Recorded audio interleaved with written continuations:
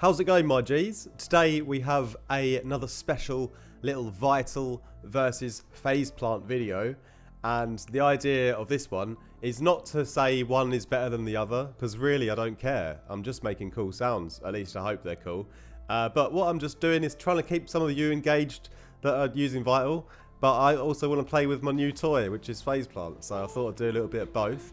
And yeah, what I did was I created this morning a folder of 20 white noise sounds, which I uploaded on Patreon. Shout out to Patreon crew. What up, squad? All that shenanaza. Yes, and what I wanted to do was use these like random white noise different textures as like a thing that you can resample. And I've picked one, and I'm going to resample it in Vital. And we're going to have a little bit of a battle against the one that I've resampled in phase plant. And so, yeah. Rumble in the Jungle, in the blue corner today, from Vital, we have the evil space clown. And in the red corner, we have none other than the flaming inferno goat thing. So, yeah, leave a comment down below during this video if you think the flaming goat or the other one, the space clown. What's going on? I don't know what I'm doing. Yeah, leave a comment which one you think sounds cooler down below. Let's get into it.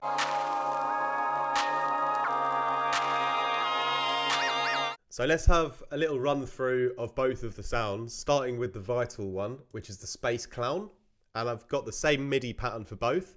So I'm going to play this one first and then move on to the flaming goat.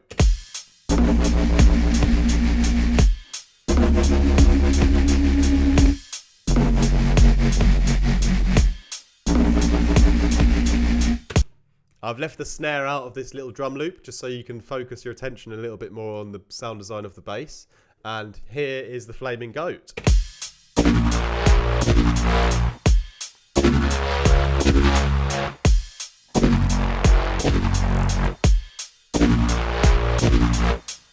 So the concept of this video was to, basically use the same sort of technique and the same starting sample, just in both synths, and do things like, kind of in the same way, but same but different.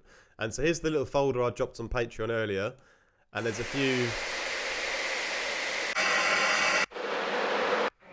just basically a few different kind of ambient white noise sounds.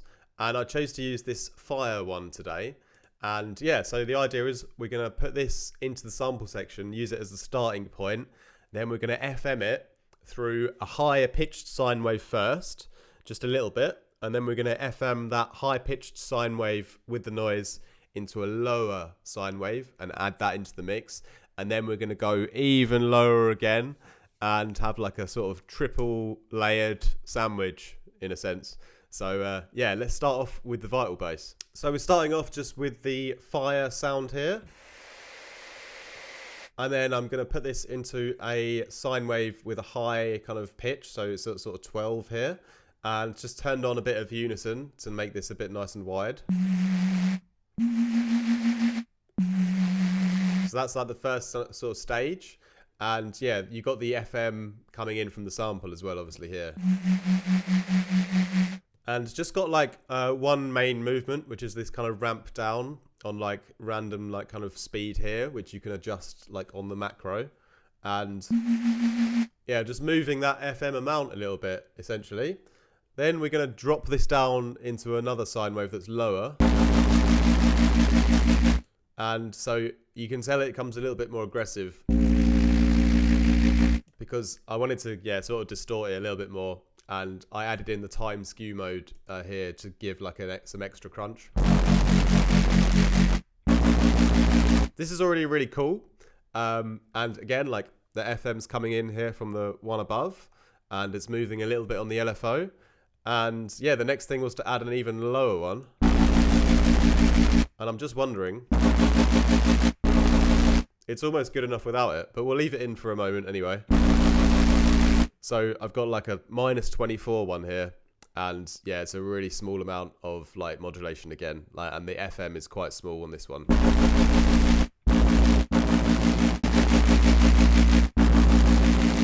Yeah, I'm going to leave it down there for now. Then obviously, like, it's quite a chaotic sound still, and there's not so much shaping in it yet. So this is where the filters come in. And what I've done is I've pretty much used 2 filters, and sort of just through experimentation, I've got like a low pass one, and I've got like a phaser one, which is a bit more like controlling the mid-range expression. And basically, I'm choosing only certain oscillators to go into each filters, and I've just done this through like trial and error. So I've got our first high one going in on this phaser filter here, and I've got the second oscillator and the sample going into the low pass filter here. And these guys again are moving up and down on my LFO. This is where, you know, we've really shaped all of that chaotic harmonics into like the nice cool sound. And yeah, another thing that I will mention is I've got a second LFO here, which is tracking to the phase position. So this sort of slider of LFO 1. So it's just going to activate a more like interesting kind of groove and rhythm. Which again, I can control it all on the macros here.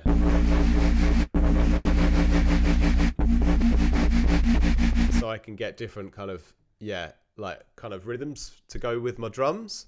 But anyway, that's basically the voicing. So let's quickly jump over to the effects. So basically, like the main part of the sound is already made here. And the effects are just like a small like enhancement, you know, a little bit of saturation and widening and that kind of thing. Selector. So let's add in the chorus here, a little bit on the mix, and the delays are tracked to my LFO, and the freeze mode is on. So the chorus is the unison is moving, you know, in time with everything else. If I turn that up, just get a little bit more like wider and a bit more natural, but not too much. Bit of distortion, soft clipping, nothing crazy here, just driving the saturation a bit. Getting everything blended together. A little bit of compression mixed in. And on the LFO one, and the attack's turned all the way up, releases all the way down, so it gets a bit chaotic, but we mix in a small amount on the LFO. Just to exaggerate, you know, when it's, you know, like a bit higher in velocity versus lower, like because obviously when you turn the mix up, it's a really sort of high velocity effect. So just like mixing that up and down a bit to get a bit more dynamics into the sound. The EQ then, just boosting a bit of mid-range where I thought it was lacking, and then touch of reverb to finish.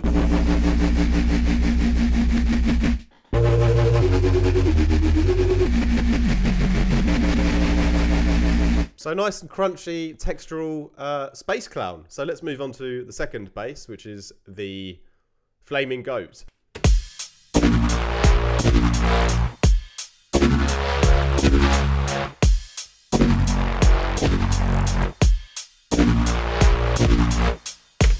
So again, here the process is the same, starting with the sample, and then we're going to go into FMing our sine waves.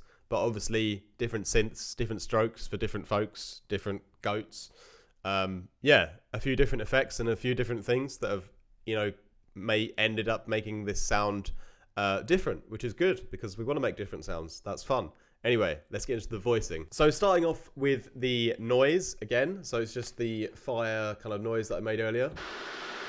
But on phase plant, I'm able to select the start position. So I've like started it slightly later on in the sound where it's a little bit sort of higher velocity already.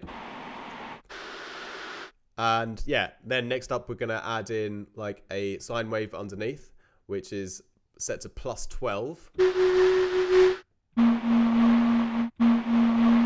So yeah, nice high pitched sine wave blending in with that noise. And yeah, we set the output from the noise to go into the phase here to modulate the FM amount. And I've got a unison switched on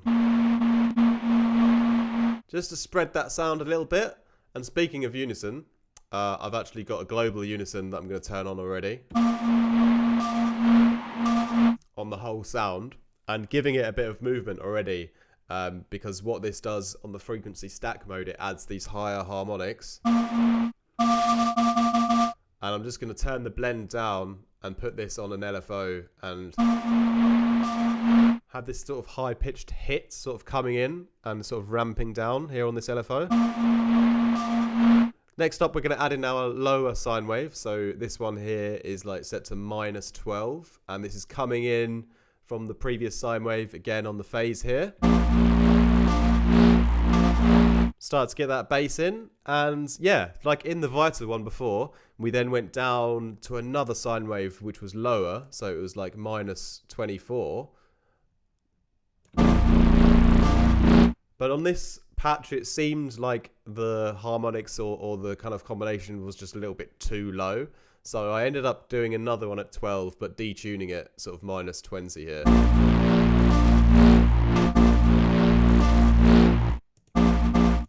But it definitely layers up the sound a bit more and gets a nice like kind of combination of those two sine waves kind of detuning off each other. Which, yeah, when we start to run through everything else, it's going to sound even better. So let's move on to the effects. So for this one, I'm really going to distort it a lot here. Then I'm going to add in a little bit of movement with the ring mods. Then we're going to like have a nice little smooth filtering process, and then just a touch of reverb at the end, basically. So the first one here, the distortion, the sine mode. Yeah, like you kind of see, it really does a lot. And yeah, the tone is controlled by the bias, and I've whacked it all the way to the left here. And then, yeah, left the mix up, turned the spread up a little bit, and then, yeah, adding in a little bit of extra movement with the ring mod. Using the sine oscillator, turning up the bias, leaving the frequency down really low. And if you leave the mix up, you know, I get this flutter into the sound, but I'm going to turn that off and then going to have a ramp down. So basically it's going to be just at the start of that ramp, there's going to be a little sort of flutter. So it just makes it a little bit more interesting. Then, like we kind of did in Vital, we used a combination of two filters. Here I'm just going to use one, and it's just the non-linear on a sort of notch filter here. Again, set to my little ramp LFO. And yeah, got the digital mode set on, just kind of cycling through the ones that I thought sounded cool. And a little bit of reverb just at the end, which is basically a convolution reverb, the Falkland Palace, which sounds wicked. And then taking out the low end, really turning it all up here, and then mixing it in sort of 7%. Just so we have a little tail on the end of the sound. And then that's basically...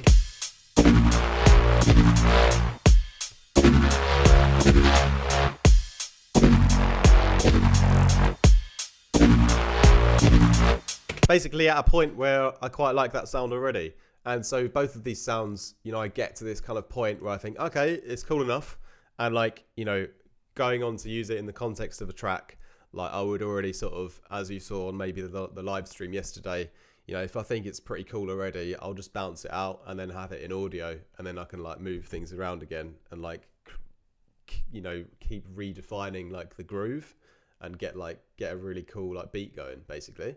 But yeah, let us know in the comments down below which preset you guys preferred today. And there's no judgment here against any synth. It's just a bit of fun. So Space Clown or Flaming Goat, what's your favourite? Make your pick.